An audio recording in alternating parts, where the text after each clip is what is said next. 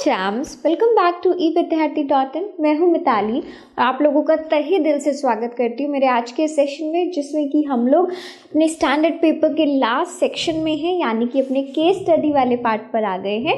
And soon we are going to end the paper, है ना।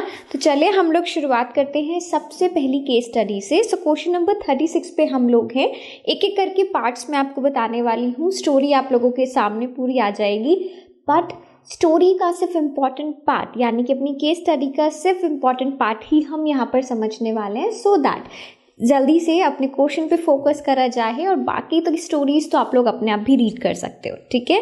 सो मैं यहाँ पर आपके लिए सबसे पहले बता देती हूँ इसमें गिवन क्या है। आप लोगों को टाइलिंग प्रोसेस के बारे में बताया गया कि जितना भी टाइल होता है या फिर जिस भी तरीके से अलग अलग ज्योमेट्रिकल शेप से आप लोगों ने अपने घरों में देखा होगा। अगर सपोज आपके घर पे पहले चिप्स के पत्थर डलते थे, मार्बल डल गया था, या टाइल्स अब एक थोड़ा सा आ गया है कि भाई टाइल्स लगती हैं, चाहे वो स्क्वायर शेप में हो, रेक्टेंगल शेप में हो, अलग अलग ज्योमेट्रिकल शेप्स में हो, है ना। तो इस तरीके के पैटर्न्स आप लोगों ने जनरली बड़े बड़े जो हॉल्स होते हैं ना, बैंक्वेट्स होते हैं, या फिर अपने घरों में, स्कूलों में आप अगर देखोगे तो ये आपको आराम से देखने को मिल जाएगा। सो उसी के ऊपर बात करी गई है, बट उसी को ध्यान में रखते हुए, क्योंकि ये ज्योमेट्रिक पैटर्न्स हैं। फॉर एग्जांपल एक हेक्सागोनल शेप हो गई, कोई स्क्वायर हो गया, कोई ऑक्टागोनल शेप हो गई, कोई ट्रायंगल हो गया, तो उसके जरिए उन्होंने हमसे क्या कर लिया है, उन्होंने हमसे अपना जो डिस्टेंस फॉर्मूला है या फिर जो आपका सेक्शन फॉर्मूला है उस पर बेस्ड क्वेश्चन सारे पूछ डाले, ठीक है ना। तो हम लोग क्या करेंगे, हम अपने क्वेश्चंस पे फोकस करते हैं। जहाँ जहाँ पे जैसी इमेज आपको रिक्वायर्ड होगी मैं आपको वो समझाती जाऊंगी, बनाती जाऊंगी, एंड विल बी डन, ठीक है। चलो, तो सबसे पहला मैं क्वेश्चन यहाँ पर देख रही हूँ। जो फर्स्ट पार्ट आप लोगों को बोला गया है करने के लिए, वो हमें निकालना है डिस्टेंस बिटवीन 2 पॉइंट्स। यहाँ पर क्या निकालना है, हमें लेंथ निकालनी है बेसिकली, ठीक है। लेंथ बोलो या डिस्टेंस बोलो बिटवीन 2 पॉइंट्स, और वो जो पॉइंट्स हैं वो है बी एंड एफ। सो अगर आप लोग अपने फिगर को ध्यान से देखोगे, देखो यहाँ पर पूरा फिगर क्योंकि बहुत बड़ा आपको मुझे बनाना पड़ेगा, उसमें इतने सारे छोटे छोटे कॉम्प्लेक्सेस से हैं, तो मैं उसके साथ तो नहीं जा रही हूँ। बट अभी हम क्या करेंगे, अगर आप क्वेश्चन देख पा रहे हैं, फिगर देख पा रहे हैं, तो मैं कोऑर्डिनेट्स उठाने वाली हूँ, ठीक है। यानी कि जो बी और एफ पर्टिकुलर हमें कोऑर्डिनेट्स गिवन है ना, मैं उसी के बारे में बात करती हूँ। सो लेंथ हमें निकालनी है बी और एफ की। अब अगर मुझे लेंथ निकालनी है, तो लेंथ निकालने से पहले मुझे ये पता होना चाहिए कि मेरा बी कोऑर्डिनेट कौन सा है। तो ज़रा ध्यान से अपने कोऑर्डिनेट प्लेन को देखिए, और बी अगर हम देखेंगे तो भाई हमें तो वो दिख रहा है x1 का और हमारे y का 2, यानी कि 1 2। तो ये मेरा बी के कोऑर्डिनेट्स मिल गए हैं, ठीक है, एक्स वाई कोऑर्डिनेट्स मिल गए। इसी तरीके से मुझे क्या चाहिए, आप क्या करो, उस वाले फिगर में अपना जैसा भी आपका ये फिगर है, सपोज अगर हम इस तरीके का आपको कोऑर्डिनेट प्लेन एक गिवन है, ठीक है ना, तो अब जहाँ पर भी आपको बी दिख रहा है और जहाँ पर भी आपको एफ दिख रहा है, कुछ इस तरीके का आपका है, तो एक पॉइंट मैंने ढूंढ निकाला, है ना। अब आप f भी देख लो, f के कौन से कोऑर्डिनेट्स हैं। तो अगर हम f के कोऑर्डिनेट्स ध्यान से देखते हैं तो हमारा x एक्सिस पे वो -2 है और y एक्सिस पे it is going to be 9। तो इसका मतलब है एक हो गया -2, एक हो गया 9। क्लियर हो गया। अब मुझे इसका डिस्टेंस निकालना है। हम सबको डिस्टेंस का फॉर्मूला आता है, कैसे निकालते हैं बताइए, अंडर रूट करेंगे। अंडर रूट करने के बाद x2 माइनस x1 का whole square plus y2 minus y1 का होल स्क्वायर, यही फॉर्मूला लगाते हैं, यही हमने पढ़ा है। तो बस 1 मार्क्स का ये वाला क्वेश्चन फर्स्ट पार्ट इसका होने वाला है। टोटल जो पूरा आपका केस स्टडी है that is going to be 4 marks, right. तो यहाँ तो क्योंकि सिर्फ डिस्टेंस फॉर्मूला है तो भाई ज़्यादा इसकी मतलब मार्किंग तो हमें समझ आई जाती है। x2 बोले तो -2, x1 क्या हो जाएगा, 1 हो जाएगा, इसका होल स्क्वायर मैंने लगाया। अब यहाँ पर देखो y2 है, y2 का मतलब 9 हो जाएगा। यहाँ पर क्या आ जाएगा, 2 का होल स्क्वायर। सॉल्व कर दें इसको, चलिए सॉल्व करेंगे तो -3 का होल स्क्वायर आएगा। अब -3 हो या 3 हो, बात तो एक ही है। तो यहाँ पर क्या आ जाएगा, 3 की जगह पे मैं 9 लिख दूंगी। अच्छा सॉरी, इसका स्क्वायर मैंने खोल दिया, चलिए ठीक है। 7 की जगह पे मैं 49 कर दूंगी। दोनों को आप ऐड करोगे तो बताइए कितना आएगा, 59 दिख रहा है ना, 58 क्योंकि 10 नहीं है, ठीक है ना। तो अंडर रूट ऑफ 58 हमारे पास आंसर आ गया। क्लियर है।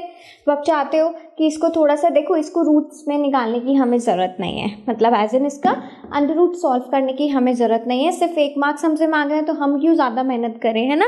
लेकिन स्टिल अगर आप चाहते हो कि थोड़ा सिंप्लीफाई कर दें तो अगर इसके कुछ कॉमन फैक्टर्स बन रहे हैं, फॉर एग्जाम्पल 2 इंटू करके सब कुछ इसका फैक्टर बन रहा है तो आप कर सकते हो, otherwise you can leave it here. आप इसे ईजिली यहाँ छोड़ सकते हो and nobody will going to mark it wrong, कोई इसको गलत नहीं कर सकता। ओके चलो, ये तसल्ली मिल जाए बस मैम, हमें उसके आगे क्या ही चाहिए, है ना।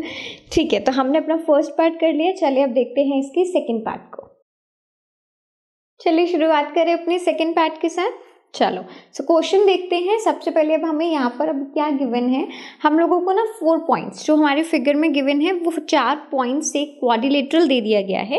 The centre Z of the figure will be the point of intersection of the diagonal of a quadrilateral which is W, X, O and P।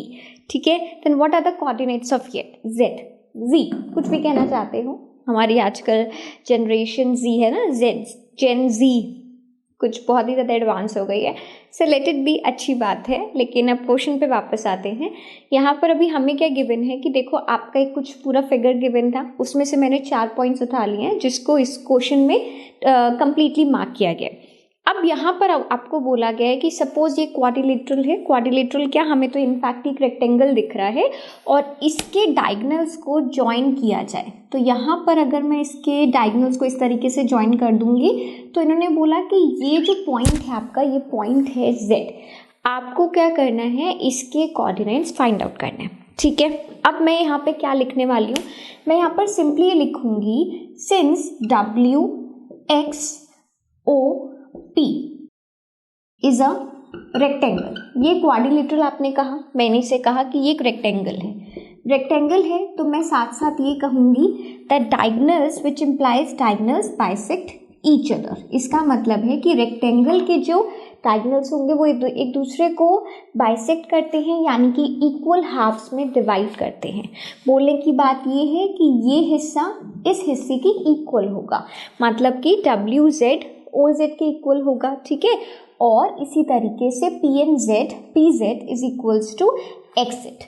समझ आ गई ये बात? ठीक है, so diagonals bisect each other. अब ये डायगोनल्स मिल कहाँ रहे हैं, पॉइंट Z पर है। इसका मतलब क्या है कि Z पॉइंट क्या है, हमारा मिड पॉइंट है। इसका मतलब है बाइसेक्ट ईच अदर, है ना। इसका मतलब है Z is a mid point. Z क्या कर रहा है, Z एक मिड पॉइंट बन गया है। मिड पॉइंट बनने का मतलब है कि 2 इक्वल हाफ्स में डिवाइड कर दिया। 2 इक्वल हाफ्स का मतलब है कि सेम रेशियो में डिवाइड किया गया है ना। ऐसा नहीं है कि 3:2 में डिवाइड करा, यानी कि एक हिस्सा बड़ा एक हिस्सा छोटा। ऐसा नहीं है कि 5:4 में डिवाइड किया, ऐसा कुछ नहीं है, बिल्कुल इक्वल हाफ्स में डिवाइड किया गया है। इसका मतलब है जितना WZ होगा उतना ही हमारा ZO होगा। बिल्कुल सही बात करिए ना। सिमिलरली हम दूसरे लेंथ के लिए बोल सकते हैं, दूसरे डायगोनल के लिए बोल सकते हैं। तो इसका मतलब है the ratio, जिसमें कि the ratio in which, जिसमें कि Z divides the diagonal। ठीक है, यानी कि आपके डायगोनल्स को जिस रेशियो में Z ने डिवाइड किया है वो क्या होने वाला है, जो हम रेशियो मानते हैं ना अपना सेक्शन फॉर्मूला लगाने से पहले, वो क्या हो जाएगा, इट विल बी 1:1। क्लियर हो गया, रेशियो मेरे पास आ गया। Now what I have to do, let, अब मैं क्या करूँगी, Z क्या हो जाएगा, BXY। तो Z के मैंने कोऑर्डिनेट्स ले लिए, XY, ऐसे लिखना है तो ऐसे लिख लो, BXY। अब हम क्या लगाएंगे, सेक्शन फार्मूला लगाएं। सेक्शन फार्मूला का फॉर्मूला एक बार मैं आप लोगों के लिए यहाँ पर लिख देती हूँ कोने में, उसके बाद इसको रब करेंगे एंड फिर हम इसके आगे प्रोसीड करेंगे। ठीक है, so section formula is going to be M1 X2 M2 X1 M1 plus M2। ये कौन सा कोऑर्डिनेट है, ये सिर्फ और सिर्फ मैंने अभी x कोऑर्डिनेट निकाला है। इसी की तरीके से M1 Y2 plus M2 Y1 plus M1 plus M2, है ना। तो इस तरीके से मेरे पास दोनों जो XY मुझे निकालने हैं, यानी कि Z के टोटल कोऑर्डिनेट्स, जो दोनों कोऑर्डिनेट्स मुझे निकालने हैं वो आ जाएंगे। क्लियर हो गया? चलो ये क्लियर हो गया, तब हम एक काम करते हैं। चलो ठीक है, अभी हम लोगों ने क्या कर लिया है, हमने अपने सारा पॉइंट्स फिगर आउट कर लिया कि भाई हमारे पास रेशियो भी है। मैं यहाँ पे लिख देती हूँ, जो जो हमारे पास है ना मैं उसको लिख देती हूँ। तो हमारा जो रेशियो है that is going to be 1:1, है ना। जो भी हम अपना रेशियो लेते हैं प्लस मुझे निकालना क्या है, we need to find z, और z के जो कोऑर्डिनेट्स हैं वो हमारे पास x y है। लेकिन z को निकालने के लिए सबसे पहले हमें सोचना ये है कि भाई या तो हमें WO चाहिए सो दैट कि मैं अपना सेक्शन फॉर्मूला लगा सकूं, क्योंकि कोई ना कोई x1 y1 x2 y2 भी तो चाहिए ना अपने को, और या फिर हमें x और p चाहिए। तो कोई भी एक कोऑर्डिनेट्स में फाइंड आउट कर देती हूँ, ठीक है। सो यहाँ पर फॉर सपोज मैं x और p के साथ काम कर रही हूँ, आपकी मर्जी है, आप दोनों में से जो चाहते हो वो वाला लिख सकते हो। तो वापस से जरा अपने फिगर को देखो और यहाँ पर देखोगी x के कोऑर्डिनेट्स क्या हैं। x के कोऑर्डिनेट्स अगर आप ध्यान से देखोगे you will have -4 and 0 because वो x एक्सिस पे है, ठीक है। बचा मेरे पास क्या, p। ओके, सो p के कोऑर्डिनेट्स अगर मैं देखती हूँ तो भाई हमारा p कहाँ है, हमारा p ऊपर है। यहाँ इसके कोऑर्डिनेट्स होंगे 3 and 11, 3 and 11 मेरे पास इसके कोऑर्डिनेट्स आ गए। अप्लाई करें, सेक्शन फॉर्मूला अप्लाई करें। तो सेक्शन फॉर्मूला में सबसे पहले मैं x कोऑर्डिनेट निकालने वाली हूँ। क्या फॉर्मूला है, m1 यानी कि 1 x इंटू x2 क्या है मुझे दिख रहा है, x2 मुझे 3 दिख रहा है। उसके बाद फिर से 1, फिर मेरा x1 आ जाएगा विच इज़ -4 अपॉन 1 + 1 यानी कि m1 + m2। तो अब इसको अगर हम सॉल्व करेंगे तो क्या आ जाएगा, 3 - 4/2 विच इम्प्लाइज -1/2। क्लियर हो गया? एक तो मेरे पास ये आ गया। इसी तरीके से इसका y कोऑर्डिनेट भी निकाल देते हैं। तो यहाँ पर क्या हो जाएगा, m1 × y2 हमें 11 दिख रहा है, ठीक है। उसके बाद m2 × y1 which is 0 plus m1 + m2 कर देते हैं फिर से। तो हमारे पास क्या आ जाएगा, 11 + 0 अगेन 11 + 0 इज 11/2। तो मेरे पास y कोऑर्डिनेट भी आ गया है, x कोऑर्डिनेट भी आ गया है। Therefore your x and y यानी कि जो z के कोऑर्डिनेट्स हमने निकाले हैं वो कितने आ चुके हैं, एक आ गया है -1/2 और एक आ गया है 11/। क्लियर हो गया? बस किसी भी तरीके से निकाल सकते हो, चाहते हो तो WO ले लो, it's completely up to you. लेकिन हमें कोई भी एक सेगमेंट लेकर, एक साइड लेकर हम z के कोऑर्डिनेट्स को फाइंड आउट कर सकते हैं। क्लियर हो गया? चलो अब इसी के साथ इसके थर्ड पार्ट की तरफ भी चलते हैं। चलिए अब मूव करते हैं इसके थर्ड पार्ट की ओर। Now you need to find the coordinates of a point on y axis which is equidistant from 2 points, one is a and the other one is g। So हमें क्या करना है, हमें सपोज y एक्सिस पे एक point निकालना है। तो सपोज अगर आपको कोई भी पॉइंट, मैं पहले थोड़ा सा इसका आपको आइडिया देती हूँ। अगर मुझे y एक्सिस पे कोई भी पॉइंट निकालना है, ठीक है, सपोज AG है इस तरीके का, ये मैंने A ले लिया, ये मैंने G ले लिया। इस टाइप के हमें कोई भी एक लाइन दी गई है जो भी आपके फिगर में होगी। मैंने अभी सिर्फ रैंडमली यहाँ पर लिया है आपको आइडिया देने के लिए, ठीक है। अब सपोज यहाँ पर मुझे पॉइंट निकालना है, ये जो पॉइंट है ये y एक्सिस पे है, क्योंकि ये y एक्सिस पे इसका x कोऑर्डिनेट 0 होगा और इसका जो y कोऑर्डिनेट होगा मैंने उसको स्मॉल y ले लिया, ठीक है। अच्छा, उसको ये क्या कर रहे हैं, इक्विडिस्टेंट है। इक्विडिस्टेंट का मतलब है कि मेरा जो ay है वो मेरे gy के इक्वल है, ठीक है। सो हम यहाँ पे क्या लिखते हैं, लेट जो पॉइंट हम लेने वाले हैं b 0 and y, ठीक है, ये पॉइंट आ गया। अच्छा, also since it's equidistant, since y is equidistant, क्योंकि y क्या है, इक्विडिस्टेंट है। किससे इक्विडिस्टेंट है, फ्रॉम a एंड g, है ना, दोनों से इक्विडिस्टेंट हमें दिख रहा है। मैं बस लैंग्वेज लिख रही हूँ, बाकी मैं आपको समझा ही चुकी हूँ, तो उसमें बस आपको लिखना है थोड़ा सा, ठीक है। इसका मतलब ये है कि मेरा जो ay का डिस्टेंस होगा वही मेरे gy का डिस्टेंस होगा। ay का डिस्टेंस हम डिस्टेंस फॉर्मूला से निकाल सकते हैं कि नहीं, gy का डिस्टेंस हम डिस्टेंस फॉर्मूला से निकाल सकते हैं कि नहीं, है ना, निकाल सकते हो। तो दोनों के डिस्टेंस को निकालो, इक्वेट तो हम कर ही रहे हैं, you will easily get to find the coordinates of this point y।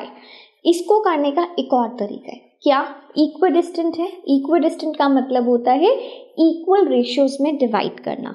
सो अगर आप ऐसा करना चाहते हो कि भाई ये 1:1 का हम रेशियो ले लेते हैं, है ना, तब भी आप इसे कर सकते हो। आपका जो m1 m2 बनेगा वो 1:1 बन जाएगा। इसके बाद आपके जो कोऑर्डिनेट्स आपको निकालने होंगे वो आप क्या ले सकते हो, x कोऑर्डिनेट 0 हो गया, y कोऑर्डिनेट y हो गया, तो आपके पास क्या आ जाएगा, आपके पास y का वैल्यू आ जाएगा, एक कांस्टेंट नंबर आ जाएगा। जिस भी तरीके से करो, यहाँ पर मैं अभी डिस्टेंस फॉर्मूला के साथ प्रोसीड कर रही हूँ। सो ay अगर मुझे निकालना है, ay मैं कैसे निकालूंगी, ay निकालने से पहले मुझे पॉइंट a पता होना चाहिए। तो ठीक है, जरा फटाफट से अपने फिगर में देखो और मुझे बताओ पॉइंट a क्या होगा। जहां तक मुझे दिख रहा है that is going to be -2 and 2। तो जो मेरा a है वो क्या है, -2 और 2, ठीक है। और जो हमारा नेक्स्ट पॉइंट हो गया जी है ना, बिल्कुल ठीक है। तो जी वाला जो हमारा कोऑर्डिनेट है वो है -4 and 7। तो जी वाला जो मेरा कोऑर्डिनेट है वो है -4 and 7। तो मेरे पास एक है ay का मतलब है मुझे इन दोनों के बीच का डिस्टेंस निकालना है। तो कैसे करूंगी, x2 - x1। तो आप जिस मर्जी को x2 ले लो, है ना, एक ही बात है। सपोज मैं करती हूँ 0 माइनस का प्लस हो जाएगा 2 का होल स्क्वायर, ठीक है ना। और साथ ही साथ फिर हम दूसरा कोऑर्डिनेट कौन सा लेंगे, y -2 का होल स्क्वायर। तो एक पॉइंट तो मेरा ये वाला हो गया। अब उसके बाद दूसरा वाला हम क्या लगाएंगे, gy हमें निकालना है। तो gy का एक पॉइंट ले लो, जिस तरीके से मैंने यहाँ पर y को x2 की तरह लिया ना, देखो ये मैंने x1 लिया, ये मैंने y1 ले लिया, इसको मैंने x2 ले लिया, ठीक है ना, क्योंकि मैंने देखो सबसे पहले x2 लिखा है, यहाँ पर इसको मैंने y2 ले लिया। तो मेरे फॉर्मूले में अभी फर्स्ट फॉर्मूला जो मैंने लगाया उसमें मैंने 0 को, यानी कि जो y एक्सिस के मैंने y कोऑर्डिनेट्स मैंने लिए हैं उसको मैंने x2 मान लिया। सेम आप इसके साथ कर सकते हो, ठीक है। तो सपोज अगर मैं यहाँ पर भी ऐसे ही लगाती हूँ तो 0 माइनस, देखो अब मैं क्या करने वाली हूँ, अब इसको छोड़ दो, अब हम इसको x1 ले लेंगे, इसको y1 ले लेंगे, है ना। तो 0 माइनस का प्लस हो जाता है, तो 0 + 4 का एक होल स्क्वायर आ गया और एक हमारे पास आ गया y - 7 का होल स्क्वायर, ठीक है, y - 7 का होल स्क्वायर। क्लियर हो गया। अब हम क्या करेंगे, दोनों साइड पे स्क्वायर करें, स्क्वायरिंग बोथ साइड्स। उससे मुझे फायदा ये मिलेगा कि मेरा ये जो अंडर रूट है वो हट जाएगा, ठीक है। सो आपके पास यहाँ पर क्या आ जाएगा, अब अंडर रूट हट गया। अब हम इसके बीच की सॉल्व करते हैं। तो 2 का square is going to be 4 plus y - 2 का होल स्क्वायर। यहाँ पर क्या आ जाएगा, फिर से 4 का स्क्वायर है ना, तो 4 का square is going to be 16 और यहाँ पर आ जाएगा y - 7 का होल स्क्वायर, ठीक है। चलो अब इसको सॉल्व करें। अब अगर हम इसको यहाँ पे सॉल्व करते हैं, थोड़ा सा देखते हैं हमारे पास क्या होगा। 4 प्लस y - 2 का होल स्क्वायर आप कैसे लगाओगे, y स्क्वायर प्लस 2 का स्क्वायर क्या होता है 4 - 2 × 2 कितना हो जाएगा 4y, ठीक है। तो एक मेरे पास ये आ गया। अब इक्वल्स टू में क्या है 16 y - 7 का होल स्क्वायर आप कैसे लगाओगे, y स्क्वायर प्लस 49 - 7 × 2 कितना होता है 14y। तो हमारे पास यहाँ पर कितना आ जाएगा -14y। क्लियर हो गया। सिंपल फॉर्मूले में अभी तक लगा रही हूँ। अब इसे सॉल्व करें। चलो सॉल्व करने के लिए हमारे पास है 4 + 4 8 हो गया, ठीक है। तो हम लोग एक काम करते हैं, सबसे पहले y स्क्वायर को y स्क्वायर से रिमूव करते हैं। अब मैं क्या कर सकती हूँ ना, अपना एक साइड पे कोई वेरिएबल वाला रख लेती हूँ। तो मैं यहाँ पर रखना चाहती हूँ -4y और ये वाला जो -14y है इसको यहाँ ले लेते हैं, ठीक है। और जितने भी नंबर्स हैं उसको हम एक साइड पे ले लेते हैं। +49 + 8 है ना, तो ये -8 हो जाएगा, ठीक है। कोई इश्यू तो नहीं है, ठीक है। तो अब मेरे पास यहाँ पर क्या आ जाएगा 10y के साथ इसको ऐड करते हैं। सबसे पहले तो वैसे तो देखो आप अगर इसको देखोगे ना 16 में से 8 को माइनस कर सकते हैं, बट वो हमारा बॉड मास स्क्वायर रूट नहीं कहलाया जाता।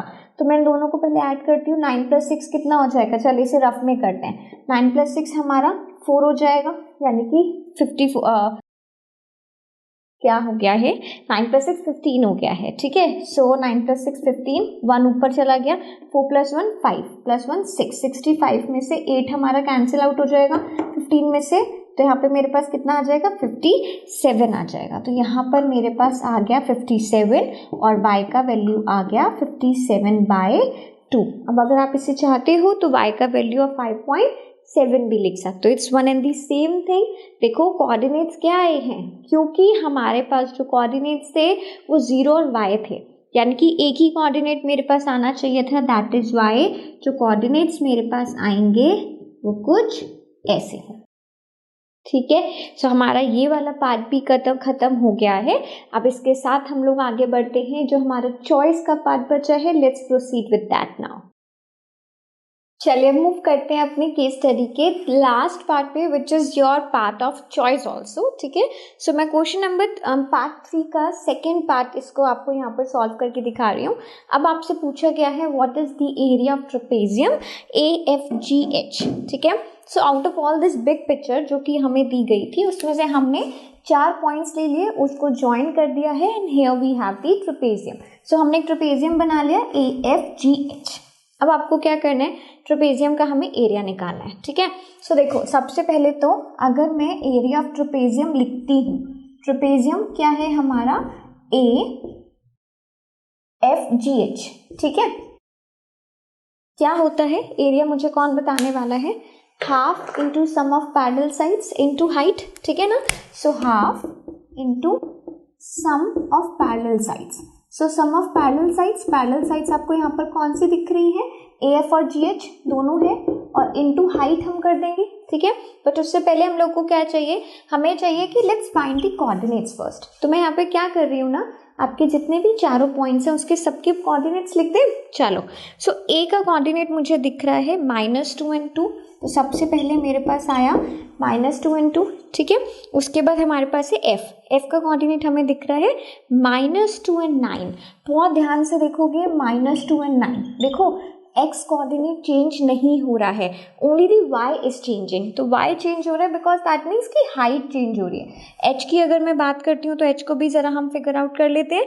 h हमें दिख रहा है -4 एंड 4 पर, ठीक है। तो एक मेरे पास h आ गया, एक हमारे पास g आ गया, और g हमें दिख रहा है -4 एंड 7 पर। तो ये हमारे चारों पॉइंट्स आ गए हैं, ठीक है। अब देखो, अब बोलोगे कि सम ऑफ पैरेलल साइड्स आप इसमें बोल रहे हो। सम ऑफ पैरेलल साइड्स का क्या मतलब है, पहले तो मैं इसको थोड़ा सा लिख के आपको दिखाती हूँ। Half into sum of parallel sides, parallel sides अगर देखी जाए तो हमारे पास है AF प्लस GH कर ले, ठीक है। अच्छा अब आप बात करो, जब भी हमें कोई भी दो साइड्स के बीच में, 2 पॉइंट्स के बीच में लाइन हमारे पास है, और अगर हमें उसके बीच का लेंथ निकालना है, डिस्टेंस निकालना है, तो we people use distance formula. हम डिस्टेंस फार्मूला यूज़ करते हैं, बट यहाँ पर गलती से भी डिस्टेंस फार्मूला यूज़ मत करना, बिकॉज उसकी रिक्वायरमेंट नहीं है। क्यों नहीं है, ध्यान से देखो। AF की बात मैं करती हूँ, ठीक है। AF x कोऑर्डिनेट सेम रह रहा है, क्यों सेम रह रहा है, क्योंकि x कोऑर्डिनेट चेंज हो ही नहीं रहा है। चेंज क्या हो रहा है, only the height is changing, यानी कि सिर्फ y कोऑर्डिनेट चेंज हो रहा है। तो फर्क किस में आएगा, अगर आप डिस्टेंस फार्मूला भी अप्लाई करोगे तो फर्क आने वाला है सिर्फ और सिर्फ y कोऑर्डिनेट में। तो डिफरेंस ऐसे ही निकाल लो, 9 - 2 कितना हो जाएगा, 7 हो जाएगा ना। अच्छा हाइट भी यहाँ पर लिखनी थी, तो हाइट भी क्या होगी, हाइट भी हम ऐसे लेने वाले हैं। देखो ये हमारी हाइट हो जाएगी, परपेंडिकुलर हाइट होती है ना, तो ये हमारी हाइट हो जाएगी, ठीक है। हाइट के बारे में अभी मैं कुछ नहीं लिख रही हूँ, हम अभी इसको सिंपली छोड़ देते हैं। तो हाफ इंटू AF कितना हो जाएगा, 7 हो जाएगा। GH की बात करें, GH में देखो आपका जो -4 है, यहाँ पर भी -4 है, यानी कि x कोऑर्डिनेट सेम रह रहा है, चेंज क्या हो रहा है, 7 और 4, यानी कि हाइट में डिफरेंस आ रहा है, वर्टिकल लेंथ में डिफरेंस आ रहा है, y कोऑर्डिनेट में डिफरेंस आ रहा है। तो आप क्या करोगे, 7 - 4 कर दो, यानी कि 3 हो जाएगा। तो मेरे पास 3 आ गया। अब बात करते हैं हम हाइट की। हाइट यानी कि दोनों के बीच में कितना डिफरेंस है। देखो अब मैं किसके अलोंग चल रही हूँ, अगर मैं हॉरिजॉन्टली मूव करती हूँ तो we are moving along the X axis, हम एक्स एक्सिस पे काम कर रहे हैं। तो आप ये देखो कि जब मैं इस पॉइंट पर हूँ और वहाँ से मैं जब इस पॉइंट पे पहुँचती हूँ तो आपका जो एक्स एक्सिस है वो कितना चेंज हो रहा है, ठीक है। अगर ध्यान से देखा जाए तो -4 से -2, -4 से -2। अब जो मर्जी हाइट पे ले लो, यहाँ से भी चेंज -4 से -2 पे आ रहा है, नीचे से भी चेंज -4 और -2 से आ रहा है, यानी कि हाइट आप कैसे निकाल सकते हो, आप -4 ये वाले पॉइंट से डिडक्ट कर सकते हो। -2 डिफरेंस आ जाएगा, -4 + 2, तो आपका जो हाइट आया ना वो -2 आ गया।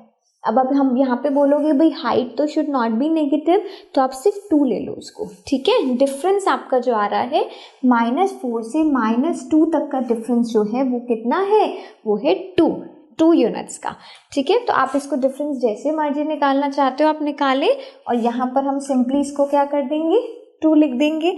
अब देखो सॉल्व करें, क्या आ जाएगा, हमने सब कुछ लगा दिया है, that is why half into sum of the parallel sides into height, sum of parallel sides कर लिया, इनको हमने सॉल्व कर लिया, वी हैव 10, और हमारे पास ये क्या आ गया है, यूनिट स्क्वायर, या फिर स्क्वायर यूनिट्स लिखते हैं, ठीक है ना।